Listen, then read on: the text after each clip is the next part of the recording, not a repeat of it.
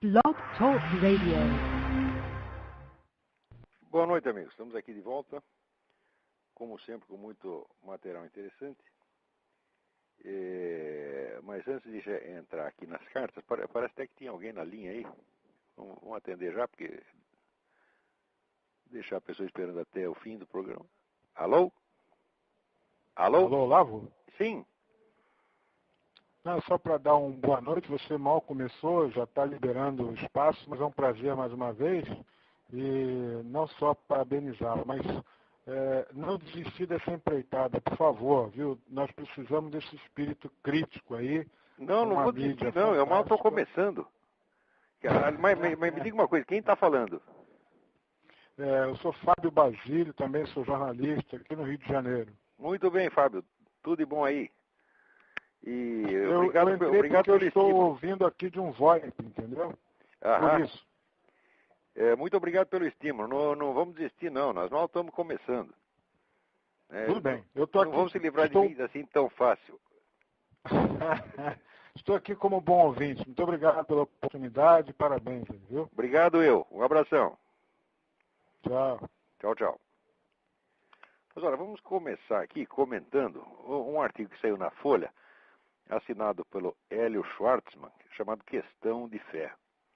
Enquanto o Brasil se prepara para receber a visita do Papa, cuja missão é ensinar aos homens os caminhos para o reino de Deus, cientistas tentam mostrar por quais caminhos Deus acabou entrando no reino dos homens. E aí vai. E ele vai acabar comentando os 3 livros dos ateístas militantes Richard Dawkins, Sam Harris e Daniel Dennett. Agora, o mais engraçado é o seguinte, que a terminologia usada já é o seguinte, religião e ciência. Então, em primeiro lugar, quem disse que o que esses camaradas estão fazendo nesses 3 livros é ciência? Quer dizer, já é um absurdo total a gente partir do princípio de que o materialismo é ciência. E se você aceita essa terminologia e tenta discutir depois em termos de conhecimento e fé, você já caiu dentro de uma armadilha. Você não pode esquecer, vamos dizer, que a primeira, num debate, num confronto de argumentos, a primeira coisa é nunca usar a linguagem do adversário, porque aí você permite que ele molde o debate. Não que você tenha que moldá-lo sem que, que o adversário perceba.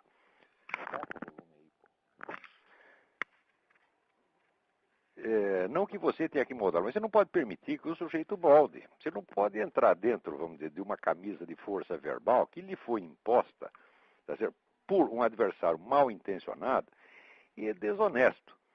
Quer dizer, na premissa materialista não existe absolutamente nada de científico. Isso aí é uma metafísica barata, tá certo? Metafísica de galinheiro, que a gente não tem por que aceitar. Quer dizer, religião e fé, religião e ciência é uma pinóia. Quer dizer, a nossa discussão aqui é ciência contra ciência e religião contra religião. Em primeiro lugar, nós temos, vamos dizer, a nossa ciência, que é uma ciência milenar, que tem uma continuidade, vamos dizer, desde o tempo de Aristóteles até hoje, tá certo? Da qual participam os maiores cientistas de todos os tempos. O número de cientistas crentes, religiosos ao longo da história supera enormemente o de cientistas materialistas. E os materialistas sempre foram representados por cérebros inferiores, como Epicuro, por exemplo, tá certo? Ou Demócrito, que era um camarada que fazia uma descobertazinha, mas que não tinha a estrutura intelectual nem mesmo para ele entender o que ele tinha descoberto. Quer dizer, Demócrito fez uma observaçãozinha certa, que é a questão dos átomos, e falou um monte de besteira o restante do tempo. Epicuro também fez uma observaçãozinha certa, que é exatamente a crítica que ele faz a Demócrito, mas o resto da filosofia dele é uma besteirada sem fim. Colocar esses camaradas no nível de um Aristóteles e de um Platão já é absurdo. Ao longo da história, o que você vai ver é que o materialismo sempre foi uma coisa de pessoa de inteligência inferior, de pessoa incapaz de entender as coisas além de um certo nível. E ainda hoje é a mesma coisa. Esses 3, por exemplo, Dawkins, Harris e Dennett, seria muito interessante vocês lerem o comentário que foi feito a respeito, um longo comentário do Michael Novak, que saiu na National Review. que reduz esses três assim, abaixo de merda. Porque primeiro ele começa a demonstrar que eles têm uma concepção pueril a respeito de Deus. Quer dizer, as ideias que eles têm sobre o que seja Deus, tá certo? São ideias de um menino de 10 anos no máximo. É uma coisa que revela, não só em cultura, como falta de inteligência. Eu estou seguro que o Dawkins não é um homem inteligente. E o Dennett e o Harris, muito menos, mas nem mesmo inteligente. Cultura falta totalmente a esses camaradas. Eles não sabem do que estão falando, eles não têm a menor ideia do que seja teologia, do que seja espiritualidade, tá certo? Do que seja a mística. É tudo chute. Esses camaradas estão eles são 3 Rodrigos Constantino, melhor Rodrigo Constantino falando em inglês, você está entendendo? Agora, como é que nós vamos respeitar essas pessoas e colocá-los como seus representantes da ciência? Quer dizer, a obra científica do Dawkins é zero. Até hoje só foi besteira. Aquele negócio do gen egoísta, isso já foi desmoralizado há muito tempo. Quer dizer, não é porque o sujeito tem um cargo, é professor não sei aonde, que nós vamos acreditar que ele é um porta-voz da ciência. Tá certo? A pessoa nem sabe o que é ciência e não é capaz de levar uma discussão séria sobre metodologia científica durante 5 minutos. Né? Agora, pelo lado da religião, é incrível que os defensores da religião também não a conhecem, porque de cara eles aceitam, né, que crer ou não crer em Deus é matéria de fé. Ora, a doutrina católica diz exatamente o contrário. Você crer em Deus é matéria de prova racional, tá certo? Agora, você crer nos artigos específicos, nos pontos específicos da fé cristã, como o nascimento virginal miraculoso do Cristo, a ressurreição, etc., aí sim é matéria de fé. Mas a crença em Deus não é matéria de fé de maneira alguma. Mas você vê a totalidade dos defensores da religião já entram em campo vestindo a camisa de força que o adversário lhe impôs. E diz que não, todos nós temos o direito de crer. Eu não tenho o direito de não crer de jeito nenhum. Você tem o direito de ser burro. Quer dizer, o sujeito que não é capaz de entender, vamos dizer, a noção mesma do que seja Deus, ele tem o direito de não acreditar, só nessa medida em que ele tem o direito de ser burro. A existência de Deus não é matéria de fé. Essa é matéria de prova racional. E isso já está mais do que provado há muito tempo. Não se pode admitir, vamos dizer, que uma pessoa seja intelectualmente respeitável quando entra no debate sem nem mesmo conhecer isto, né, imaginando que a totalidade da religião é pura questão de fé. O sujeito que diz isso é uma besta quadrada, não entende nada do que está falando, pô. Você tem que aprender a se respeitar a si mesmo e respeitar a sua própria religião em primeiro lugar. Quer dizer, se vocês acham que a igreja durou 2000 anos, assim, só com o negócio de matéria de fé, tá certo? Na base da pura irracionalidade, então você já está depreciando sua própria igreja. Pelo amor de Deus, vai conhecer, vai estudar um pouco, tá certo?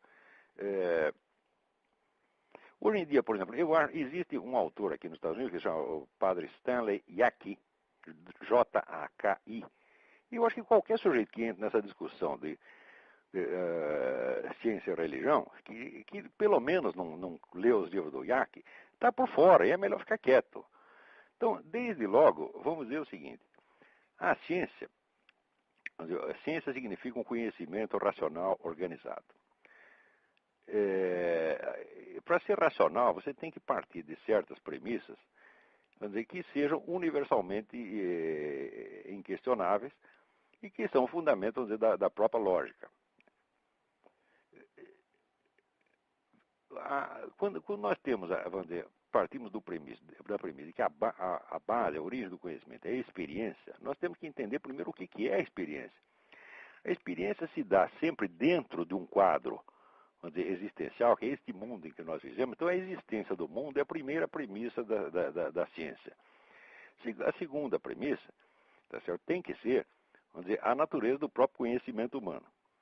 Tá certo? Você não vai encontrar uma única época na história em que os seres humanos tenham vivido na ignorância total e nem alguma em que eles tenham vivido na total sabedoria. O ser humano vive, desde que ele existe, ele vive num lusco-fusco, ele vive numa mistura de sabedoria e ignorância, mistura de conhecimento e ignorância. Isso quer dizer que a realidade dentro da qual nós estamos, ela tem necessariamente extensões para além do limite conhecido. E isto não é uma coincidência, não é uma situação provisória que nós possamos ter a esperança de vencer amanhã. Nós nunca chegaremos ao conhecimento total, porque isso é incompatível com a própria duração da vida humana. Uma criatura que vive durante um período X e depois morre, ela não pode ter o conhecimento total, porque ela não pode ter o conhecimento do que se fica sabendo no dia seguinte, porque ela morreu. Portanto, a ambição do conhecimento total é incompatível com a própria estrutura da realidade na qual nós temos. Isso quer dizer que essa estrutura da realidade ela comporta necessariamente a noção de um para-além, de uma transcendência. Ela incorpora isso necessariamente. E quem não for capaz de aprender isso, não tem o direito de abrir a boca num debate científico. Quer dizer, a noção da transcendência é absolutamente necessária para qualquer raciocínio que você comece a fazer. Por outro lado, vamos dizer, a atitude que você tem perante essa transcendência só pode ser duas. Quer dizer, ou é uma atitude de abertura confiante, ou é uma atitude de recuo temeroso. Só existem essas duas. Tá certo? A atitude de abertura é a que preside a fundação da filosofia e das ciências e das religiões. A outra atitude é o que produz o gnosticismo. O que é o gnosticismo? O gnosticismo é você ter medo de Deus ao ponto de você odiá-lo e de você não querer mais pensar naquilo. Quer dizer, o negócio da transcendência, a transcendência te apavora de tal maneira que você tem que fechar os olhos e negar que aquilo existe. E pior ainda, então você inventa 3 ou 4 preceitos metodológicos, diz o seguinte: daqui para dentro nós só vamos investigar isto, mais isto, mais isto, mais isto. O que estiver fora disso não interessa e nem mesmo existe. Então você criou uma gaiolinha mental e entra dentro dela e chama isso de ciência e de método científico. Você fala, vá pra puta que eu pariu. Isso é uma palhaçada. O preceito materialista, as premissas materialistas são uma palhaçada. Tá certo? Não podem ser respeitadas e se você aceita discutir religião e ciência nestes termos, você é até pior do que o seu adversário. Porque o adversário, pelo menos, ele tem a cara de pau, tá certo? De se fechar dentro da gaiolinha e dizer que só aquilo existe. Agora você não, você sabe que existe uma coisa para lá, mas você não a respeita. Quer dizer, você acredita que aquele sujeito que construiu a gaiolinha e se entrou dentro, ele tem o direito de colocar você lá dentro também e dizer que ele é mais sábio do que você. Se você aceita isso, você é tão burro quanto ele, é pior ainda, porque você está sendo manipulado por um burro. Tá certo? Então, olha, pelo amor de Deus, antes de discutir essas coisas, tente absorver a tradição filosófica a esse respeito. Deem, por exemplo, uma olhada. Existe o livro do Edmund Husserl, que se chama Crise das Ciências Europeias e a Fenomenologia Transcendental. Sem esse livro não dá para você entender o que é ciência hoje. Ciência hoje, na sua quase totalidade, é uma fantasia, é uma coisa boboca. É uma série de preceitos, vamos dizer, arbitrários, tá certo? Que são, vamos dizer, coerentes uns com os outros e permitem uma certa prática da investigação de determinados pontos limitados, tá certo? E mesmo dentro disso, produz tanta bobagem, tá certo? Que essa situação acabou levando ao surgimento do tal do pós-modernismo, tá certo? Que já transforma tudo em discurso e em ficção, portanto, tá certo? O pós-modernismo e o desconstrucionismo é muito útil na sua crítica que ele faz do discurso científico. Essa conversa do Dawkins não resiste a 2 minutos de análise desconstrucionista. O desconstrucionismo é uma bobagem também, porque ele acaba transformando tudo em discurso e ficção. Mas que alguma coisa é apenas discurso e ficção, certamente é. Então, qualquer crítico desconstrucionista é capaz de acabar com esse argumento do Dawkins em 2 minutos. Agora, as pessoas que nem sabem o que é isso e que às vezes se sentem superiores ao desconstrucionismo sem nunca ter lido uma linha a respeito, esses caem na conversa. Então, é o caso do Hélio Schwartzman, que até é um artigo bem intencionado, coitadinho, mas assim, está tão abaixo da discussão, tão, que é uma coisa deplorável de você ficar com dó. Eu quase choro aqui lendo o artigo do Hélio Schwartzman, dizendo, coitado do Hélio Schwartzman, ele está tentando entender o negócio, mas ele não chega lá, você está entendendo? Tem pessoa também que a gente pensa assim, eu lembro de uma frase que se dizia do antigo presidente da Câmara, o Bilac Pinto, que uma vez um senador dele, olha, o Bilac ele lê, mas não cabe. Entendeu? Quer dizer, a cabeça do negro não comporta aquilo. A gente precisa saber as nossas limitações intelectuais, né? E não ir muito além das chinelas. Mas o brasileiro tem um tal amor por dar palpite, um tal amor por ter opiniões, um tal amor por debater, né? Que é uma coisa absolutamente mórbida. Como é que pessoas que não têm amor ao conhecimento têm tanto amor ao debate? Olha, eu não entro para debater um assunto no qual eu não tenha lido pelo menos 50 livros. E livros importantes, quer dizer, que você, porque não é sair lendo, como as pessoas falam. Também tem, no Brasil, os caras têm mania de ler.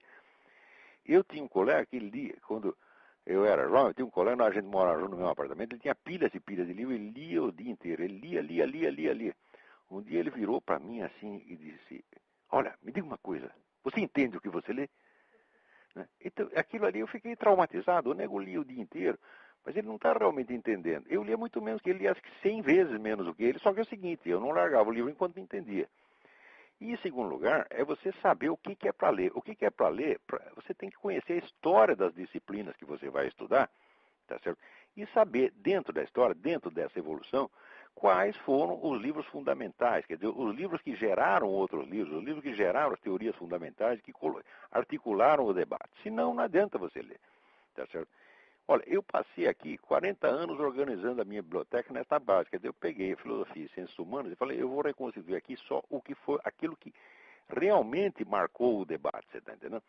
Depois de eu fazer isso, eu começo a pegar um outro tipo de livro, fazer uma segunda, uma segunda fileira na biblioteca, que são os livros que não marcaram época, que não foram importantes na evolução da disciplina, mas que deveriam ter sido, de acordo com o meu julgamento. Então, são obras de segundo plano, historicamente de segundo plano, mas cujo valor intrínseco seria grande. Então, estas obras, elas mostram já não a evolução histórica da disciplina, mas a evolução futura possível. Quer dizer, foram as sementes importantes que foram abandonadas. Mas é claro, para você chegar ao ponto de poder descobrir esse segundo tipo de livro, você precisa ter absorvido vamos dizer, os primeiros. Quer dizer, primeiro os livros que foram historicamente fundamentais, depois os outros. Né? Então, bom, agora, vamos ver aqui temos aqui uma pergunta que já está esperando faz 2 semanas, que é do Edward Wolff. Diz aqui, as igrejas protestantes denominadas carismáticas apresentam em seus cultos e reuniões uma grande quantidade de sinais e maravilhas, como curas de doenças graves, eliminação de vícios aparentemente incorrigíveis, exorcismos, profecias, visões angélicas, etc. Não sem frequência, após o batismo no Espírito Santo, alguns fiéis entram em êxtase, manifestando dons sobrenaturais, como falar em línguas estranhas, chamada glossolalia, entre outros. Pergunto, o senhor acha possível que esses fiéis, entregando-se a igrejas que lhes tragam alívio rápido para seus sofrimentos e aflições, estejam, na verdade, sendo enganados e manipulados por espíritos demoníacos, conforme adverte São Paulo, na segunda carta aos Tessalonicenses, capítulo 2, versículo 9 e 12. Olha, eu acho que é bem possível. Deve haver um grande número de casos que seja exatamente isso. Quer dizer, o pastor está completamente enganado e o outro entra no engano dele e os dois se enganam um ao outro. Quer dizer, um faz uma besteira, o outro confirma a besteira. Tá certo? Isso é bem possível dentro da atmosfera de entusiasmo quase histérico que às vezes acontece nessas igrejas. Porém, existe um número incalculável de curas reais, de milagres reais. Quer dizer, que não resistem que resistem bem a uma crítica, a um exame, tá certo? Então, o certo é fazer como a Igreja Católica sempre fez, quer dizer, ela tem uma comissão de gente encarregada de separar o joio do trigo, não é isso? Então, o fato de haver, na verdade, só existem falsas curas porque existem as curas autênticas. E, quer dizer, eu mesmo já fui testemunha disso inúmeras vezes, tá certo? Eu me beneficiei disso, muitas vezes pessoalmente, então, eu não posso negar, tenho que dar meu próprio testemunho. Então, também a gente não deve nem olhar esses fenômenos com uma pretensa superioridade intelectual, que isso é uma bobagem. Né? O sujeito que, por exemplo, que começa a rir dessas curas miraculosas, você está rindo, então faça uma você, já que você é tão superior, faça uma. Né? Então experimenta aí, cura a hemorroida do seu vizinho, né? Você não é capaz de fazer, então não enche o saco, porra. Né? Eu não sou capaz não tenho cara de pau para criticar coisas que estão acima da minha capacidade. Se eu não sei fazer aquilo, mas veja, eu cresci ouvindo discussões de futebol, né? e ouvia lá, reunia meus parentes, os amigos do meu pai, então ficavam todos dando palpite no futebol. Eram uns velhos gordos que eram incapazes de correr 3 metros sem ter um infarte. E que ficavam cagando regras sobre como o Mané Garrincha devia jogar. Eu achava, já quando pequeno, eu já achava aquilo de um ridículo atroz. Eu falava, olha, eu não sei jogar, eu não sou capaz de fazer, então deixa eu me recolher a minha insignificância, né? A gente curte o jogo como pode, né? E aplaude quando dá, mas ficar fazendo de conta que você é engenheiro de futebol, isso é muito ridículo. Agora, veja, as discussões sobre futebol, elas têm uma importância cultural muito grande no Brasil. Elas educaram o brasileiro, elas corromperam a inteligência do brasileiro, elas ensinaram todo o Brasil a falar daquilo que não sabe. Por isso, quando eu escuto discussão de futebol, né, eu já saco do meu revólver, porque eu sei que aquilo é destrutivo. Então, só que o sujeito começa discutindo futebol nessa base, discutindo o que ele não sabe fazer, acaba discutindo metafísica, religião e mística, etc, etc. E eu, na verdade, eu vejo que o grande problema com as religiões e com esses pregadores todos é que quase a boa parte da pregação que eles fazem é só tagarelice. Daí é a tagarelice totalmente alienante, sobretudo na parte moral. Porque, olha, eu tenho alguma prática do ensino da moralidade por ter tido 8 filhos, tá certo? Ter errado muito na educação dos primeiros e ter ido melhorando a coisa com o tempo, aprendendo, tá, como é que faz, tá certo? Até que nos últimos, mais novinhos, eu acho que estou acertando mais. Então, eu tenho certeza que você dá regras morais para as pessoas, tá certo? Não só não funciona, como é estupidificá-las. Não se ensina moral com regra. Moral, você tem que dar um exemplo e tem que inspirar a pessoa para que ela busque dentro do seu coração o seu sentimento do dever. Porque o fato é o seguinte, todas as regras morais são gerais e abstratas. Todas as situações que exigem decisões morais, ao contrário, são particulares, concretas e irrepetíveis. Então, não dá para você fazer a dedução de uma regra geral até um caso particular. Uma dedução tão perfeita assim não existe. Você tem que fazer um salto intuitivo. Quer dizer, existe uma espécie de intuição moral que te indica o caminho do que é o certo, do que é o justo e do que é o bom. Isso tem que ser desenvolvido, tá certo? Na prática. Se você dá a regrinha pronta, você está inibindo o desenvolvimento do senso moral. Eu dei um curso inteiro sobre isso, em Curitiba, um curso de ética, mas não sei se entrou alguma coisa na cabeça das pessoas.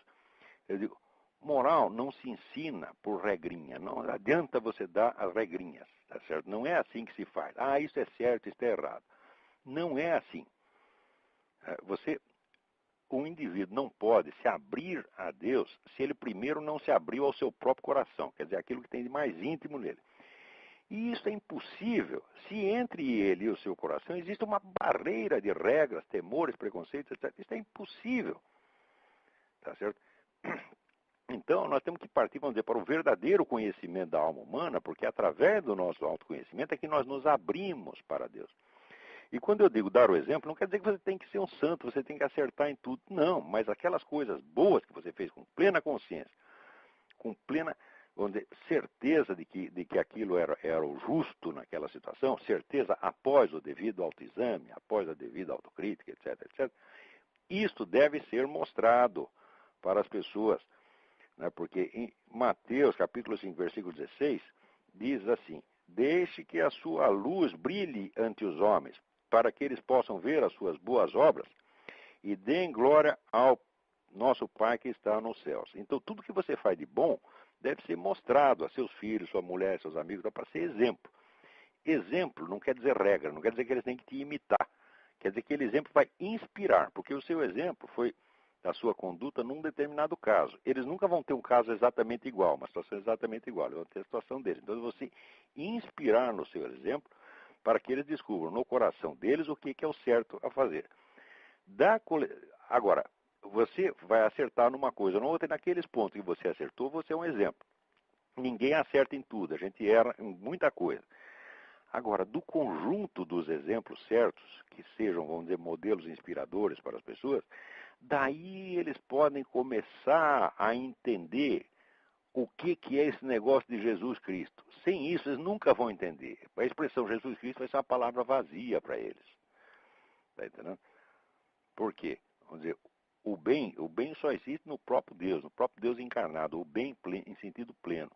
Nós temos o bem ocasional. Então nós temos que explorar esses momentos e mostrá-los para que a pessoa, aos poucos, vá conseguindo formar a imaginação do que pode ser, de longe, o bem pleno. Se a pessoa não teve essa disciplina, ela não sabe o que está falando de religião, quer ela ser religiosa, quer seja ateia. Quer dizer, vai cair na besteira. Agora, o ateu é pior ainda. Quando você pega um tipo que nem Richard Dawkins ou Rodrigo Constantino, esses cretinos, né, esses, vamos dizer, eles têm uma concepção tão maliciosa, tão baixa do que seja a alma dos outros, eles se acham tão superiores, que isso já basta para demonstrar a sua total inferioridade, meu Deus do céu. Porque qualquer pessoa que tem alguma superioridade real, e note bem, eu sou superior a muita gente e muita coisa, quem tem alguma superioridade real, duramente conquistada, com esforço, estudo, autodisciplina e trabalho, sabe que essa diferença relativa é muito pequena, meu Deus do céu. Você está entendendo? Quer dizer, eu que, por exemplo, na parte de estudo e tal, eu sou infinitamente melhor que um Rodrigo Constantino, ou um outro palhaço desse, e eu sei que essa diferença é mínima. Ela, no conjunto, ela nem pesa. Você está entendendo? Agora, o sujeito que nunca fez nenhum esforço para melhorar, que não tem autoconhecimento, não conhece seu próprio coração, e por isso mesmo não pode ouvir a Deus, este pega a superioridade imaginária que tem e faz daquilo um totem. E fala dos outros, assim, fala assim, não é dos outros de um pé rapado qualquer, não, ele pega 2000 anos de civilização, tá certo? E caga a regra em cima, como se ele fosse o próprio Deus. E a pessoa não percebe o ridículo disso aí. Ah, meu Deus do céu, precisa ter muito saco, viu? Bom, vamos para outra carta aqui. Tem gente na fila aí? Vamos falar.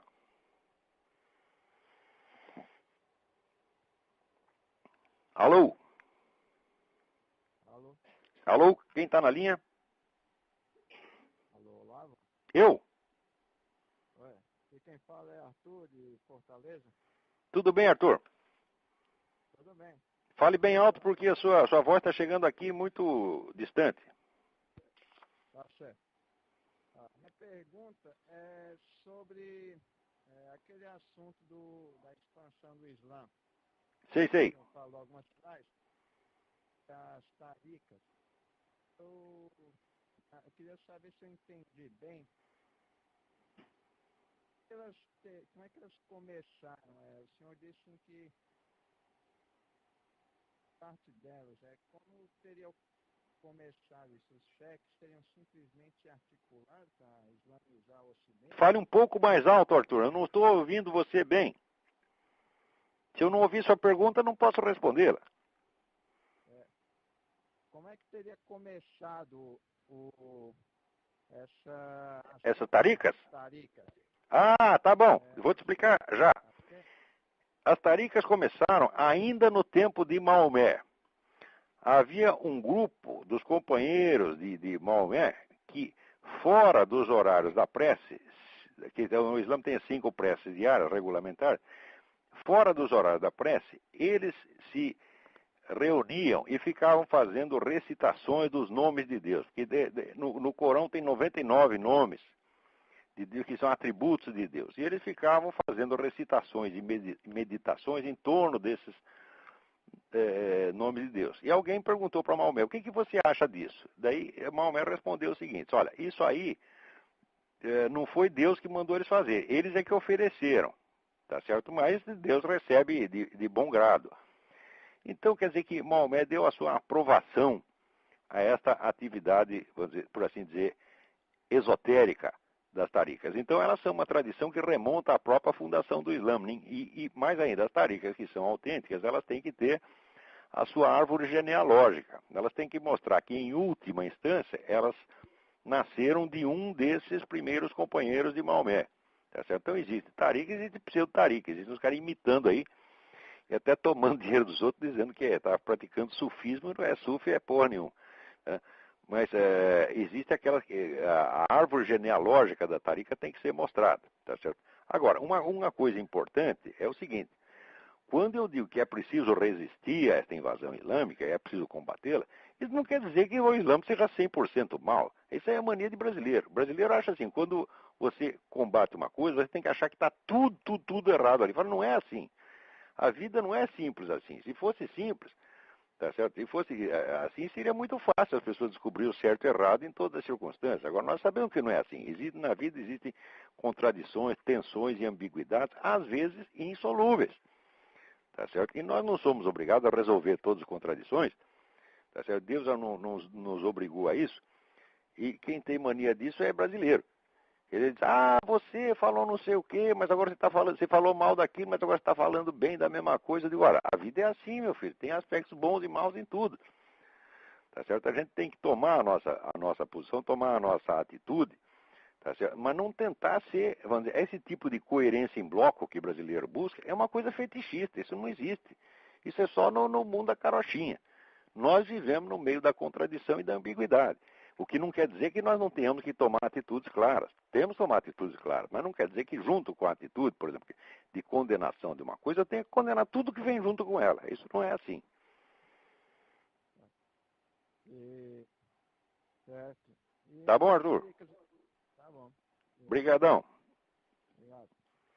Então, aqui tem uma carta do Juliano Cisotti, que ele pediu aqui um resumo da minha filosofia para um trabalho que ele está fazendo, tá certo? E daí eu recebi uma carta do Moacir Francisco. Não é, peraí. Eita, já estou fazendo confusão. Eu recebi uma carta de um outro cidadão aqui, que agora estou procurando a carta e não acho que isso aqui é carta que não acaba mais. Lembrando que eu tinha escrito um resumo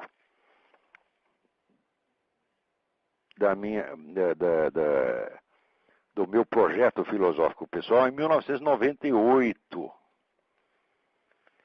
1998, que se chamava Esboço de um Sistema de Filosofia. Está aqui. Quer dizer, o Juliano Cisotti pede este resumo. E aqui o Tiago Monteiro Cardoso, que me ouviu falar disso no programa passado, diz aqui, me corrija se eu estiver errado, mas você tem sim pronto um resumo da introdução à sua filosofia. Chama-se Esboço no Sistema Filosófico, uma apostila de 14 páginas que você distribuiu em 1998 aos seus alunos de São Paulo. Você tem toda a razão, Tiago. Esse documento existe mesmo e eu certamente vou mandá-lo ao Juliano. Talvez até eu coloque na minha homepage, em circulação na minha homepage, porque isso só foi distribuído para alunos. Só que é o seguinte, o negócio é de 1998, né? Passaram-se 9 anos e durante esse período eu acrescentei muita coisa, aprendi muita coisa. Tá certo? E tenho coisas a corrigir também ali. De maneira que quem tem este resumo de 1998, fique informado de que, bom, em linhas gerais aquilo está certo, mas tem muita coisa a acrescentar e tem alguma coisa a corrigir ali, tá certo? Eu seria um caso patológico se nesses 9 anos não tivesse aprendido nada, tá certo? E não tivesse nada em mim mesmo para criticar. Aqui o Henrique Lima diz, você não me conhece, sou o dono da comunidade True Outspeak Talk Show no Orkut. Pretendo passar por Richmond na segunda semana de julho. Se eu for, existe a possibilidade de encontrar? Claro que existe, será um prazer. Você avise quando vai chegar, nós vamos buscar você no aeroporto, tá bom? Vamos aqui para alguma outra cartinha aqui.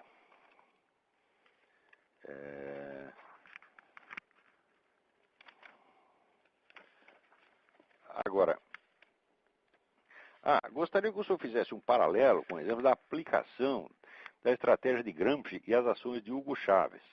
Isso é muito interessante porque é o seguinte, o Hugo Chávez, ele usou uma técnica ali que é um pouco anterior a Antônio Gramsci. Ele não precisou, vamos dizer, completar uma revolução cultural, tá certo? Como está fazendo aqui, como se fez no Brasil, mas ele usou o procedimento mais antigo, que é de você se eleger como uma plataforma mais ou menos populista, tá certo?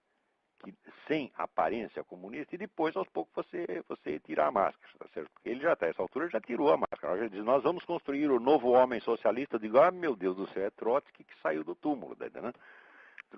Trotsky e Lenin estão aí de novo.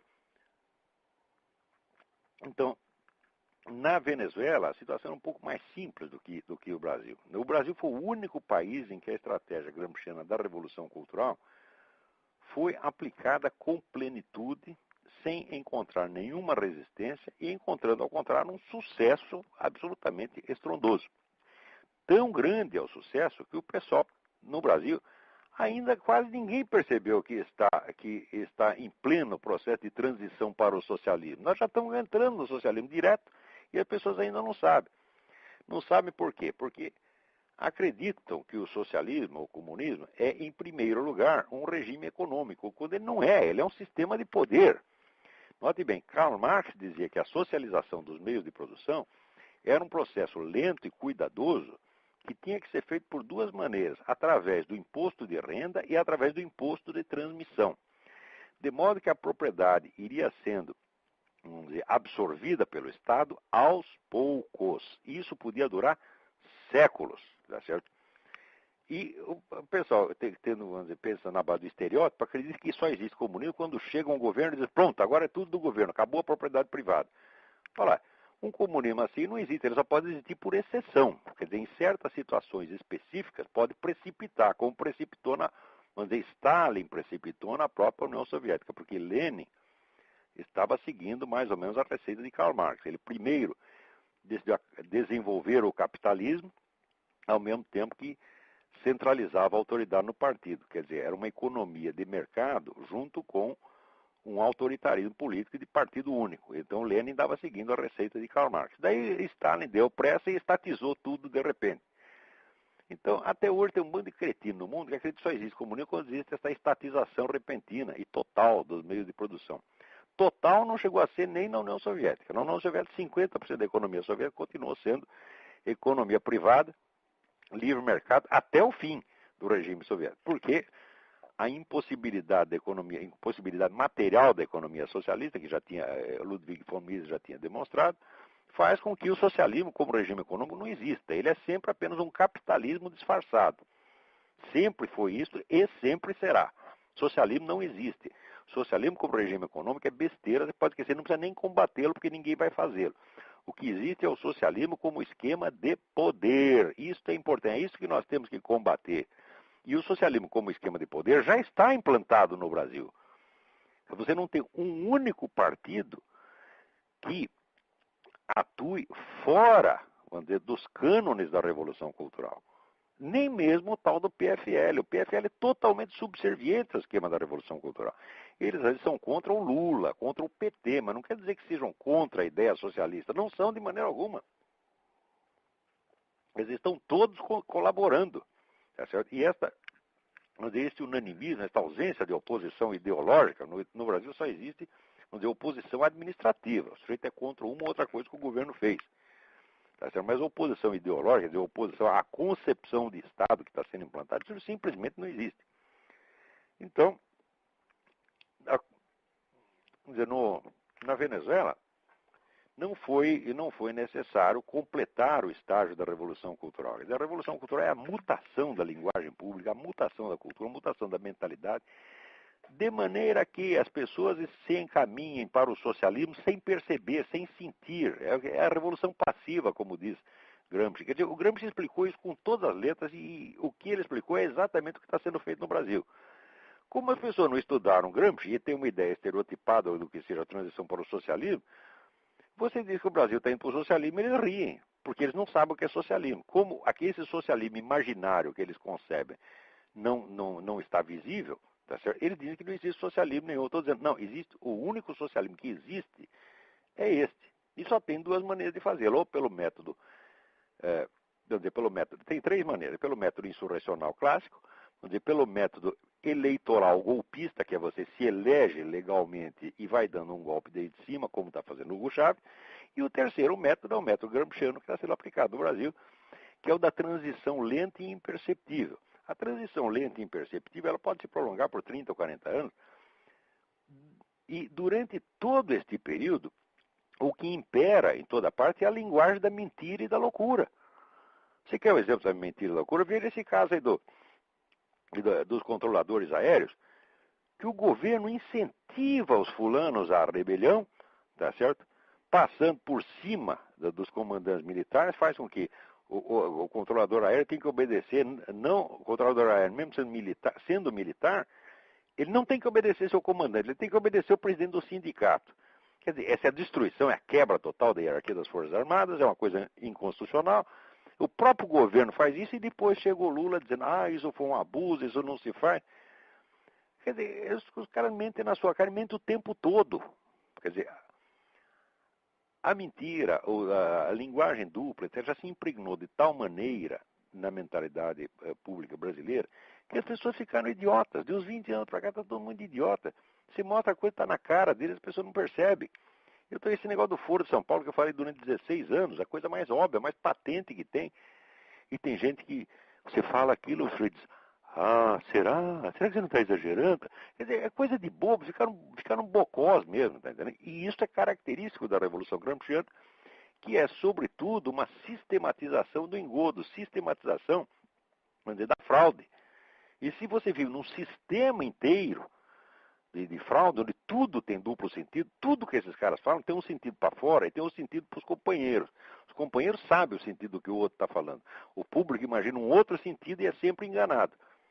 Quer dizer, esta linguagem dupla é o instrumento por excelência da Revolução Gramsciana. Isto não foi usado na Venezuela como foi usado no Brasil. Quer dizer, neste sentido, o que está acontecendo no Brasil é infinitamente pior do que aconteceu na Venezuela. Porque na Venezuela, a oposição conserva a sua identidade e existe oposição ideológica ao Chávez. No Brasil, a possibilidade mesmo de uma oposição ideológica foi diluída. E sobra apenas a oposição administrativa, quer dizer, a oposição que é contra uma coisa ou outra, mas é incapaz de pegar o conjunto e fazer oposição ao conjunto. Então, um estudo comparado seria muitíssimo interessante. Parece que tem alguém na fila aí para falar, vamos ver. Alô? Alô, quem está na linha? Alô? Não tem ninguém? Ou não tem ninguém, ou não quer falar, ou está falando e a voz dele não chega aqui. Então, vou desligar. Tente outra vez.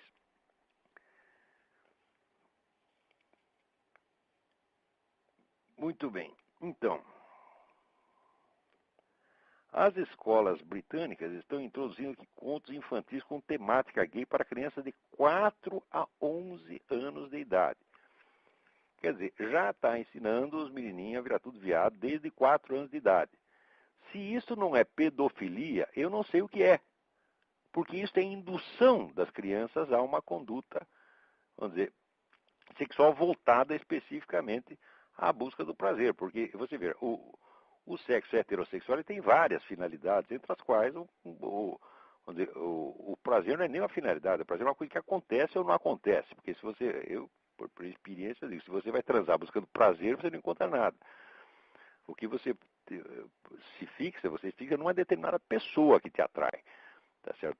Agora, se você está buscando prazer, pensando só em você mesmo, não vai funcionar, porque você entra num estado de, quase que de hipnose. Mas a relação homossexual ela visa exclusivamente ao prazer, tá certo? Não tem, claro que pode haver elemento de afeição, tá, mas a finalidade dela, ela não tem, como não tem nenhuma relação com a procriação, com fazer família, etc., a finalidade dela é exclusivamente prazer. Ora, uma criança de 4 anos, ela não tem ainda ideia, vamos dizer, de uma atividade sexual para o prazer. Ela pode ter ideia da estrutura familiar, da geração, da ligação entre o sexo e a geração. Isso ela pode ter, tá certo? Mas o sexo como veículo de prazer, a pessoa precisa ter um pouco mais de desenvolvimento físico para entender uma coisa dessa. Mas se ela já é inoculada com a ideia homossexual desde pequenininha, isso aí só serve para fazer clientela para os adultos que queiram desfrutar delas. Isto aqui já é abrir a porta para a pedofilia. Porque se eu for ensinar, vamos supor que eu vou ensinar o sexo heterossexual a uma criança de 4 anos. E começo a ensinar o prazer, né, as posições, etc. Eu estou induzindo, eu estou sexualizando a criança antes de que ela esteja até anatomicamente pronta para isso. Quer dizer, eu a estou induzindo, tá certo, à busca de uma coisa que ela ainda não sabe o que é e da qual ela não vai ter experiência efetiva até ela ser capaz de ter um orgasmo, com ejaculação e tudo, entendeu? Então, o que eu estou fazendo? Isso é pedofilia. Se fosse ensinar o prazer heterossexual a uma criança de 4 anos, já seria pedofilia. O prazer homossexual mais ainda, porque ele não tem nem mesmo o pretexto, vamos dizer, da reprodução. Agora, tem uma carta aqui, um sujeito que escreveu enfesado, não teve nem a coragem de assinar, assinou com o pseudônimo. Eu não deveria responder, porque cartas anônimas são sempre sacanagem, sacanagem. Mas eu acho que ela não deixa de ser interessante sob certo aspecto. Deixa eu ver se eu acho a carta aqui. Aqui. O e-mail do indivíduo é tirando, onda, sim, @hotmail.com. Caro Olavo de Carvalho, sei que o senhor é um homem letrado, culto, enfim, erudito. Não sei se o senhor irá ler esse e-mail que lhe envio, mas mesmo assim me atrevo a, digamos, fazer uma contracrítica a partir de suas palavras quanto à homossexualidade tratadas no site da Universidade Estadual de Goiás. Não me identificarei, pois isso não vem ao caso. O que vem realmente ao caso são as noções totalmente, diz ele, imbuídas. Imbuídas, sei. Eu sei o que você imbui. Imbui. Né? Imbuídas de preconceitos que o senhor impôs no referido site. Como homem estudioso, o senhor deveria saber que quando adentramos no universo do saber, devemos deixar de lá nossas pré-noções, nossos valores de juízo, para entrar no universo da cientificidade. Sendo assim, te faço uma pergunta. Será que não percebes o quanto é preconceituoso ao dizer que os homossexuais vão na igreja para se beijarem? Onde já se viu uma pessoa ir na igreja para beijar alguém? E aí vai. Olha aqui, o menino, rapaz, não sei que merda você é. Tá, né? Em primeiro lugar, se você quer discutir o que eu escrevo, primeiro aprenda a ler, porque eu disse claramente ali o seguinte, que o nego que vai na igreja no intuito de ficar dando amasso no seu parceiro lá dentro, não é um homossexual, e sim é um exibicionista sádico. Tá certo? Eu, em seguida, disse, não se pode confundir o que é. O exibicionista sádico, ele tem prazer em escandalizar os outros, em ferir os sentimentos religiosos dos outros. O que isso tem a ver com homossexualidade? Nada. Até eu disse, a homossexualidade é um impulso humano, mas o impulso da blasfêmia, o impulso de ferir os sentimentos religiosos dos outros, é um impulso demoníaco. Eu distingui as duas coisas e você me escreve aqui para dizer que não são a mesma coisa?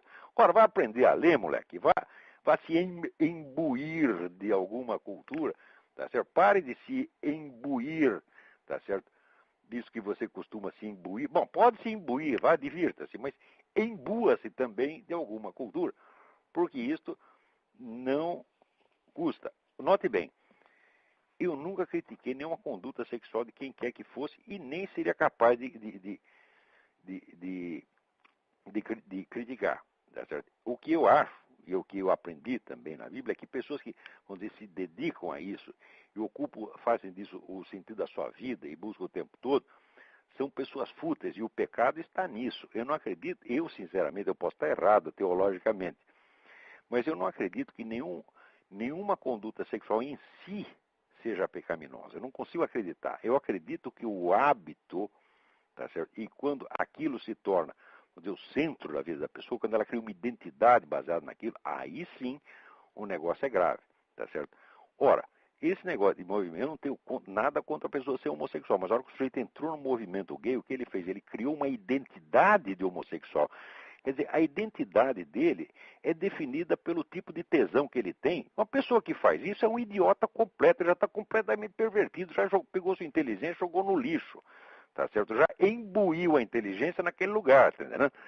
Então, isso aí é um pecado hediondo, você está se degradando, tá certo? Porque se você é homossexual, se eu vou fazer agora da minha identidade, do meu prazer heterossexual, a minha identidade.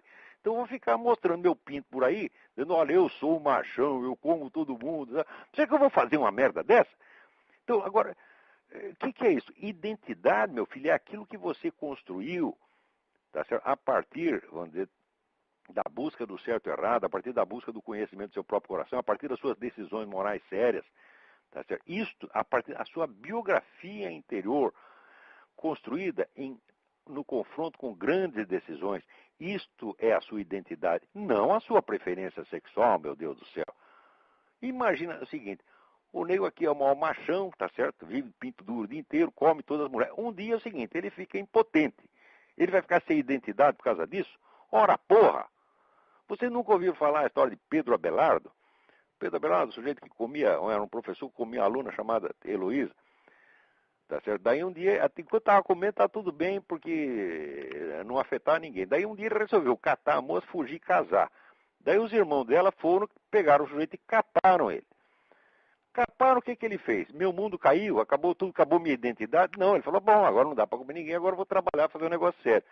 Sentou e escreveu livros importantes de filosofia. E nós devemos, onde esses irmãos da Heloísa que caparam o sujeito até algum benefício à história intelectual da humanidade. Tá certo? E tem muitas pessoas que talvez devessem ser capadas para elas ver que a identidade, que, com saco, sem saco, tá certo? A identidade humana existe. E que esse negócio de identidade hétero, identidade homossexual, isso é frescura, é veadagem nos dois casos. O negro que tem identidade hétero, tá certo? Ele é tão viado quanto o sujeito tem identidade homossexual, porque tudo isso é veadagem, é frescura. Tá certo? A identidade pertence à história moral da humanidade, tá certo? E não à sua história instintiva. Quem tem identidade baseada no sexo é um idiota perfeito. E esse está no pecado, sim, porque ele está degradando sua condição humana. Tá certo? Bom, muito bem. E tem alguém na fila? Vamos ver.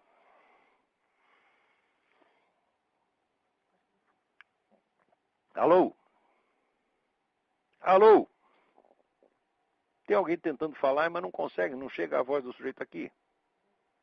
Pronto, saiu da linha. Então saiu na hora certa, porque o nosso tempo já acabou. Muito obrigado a todos e até a semana que vem.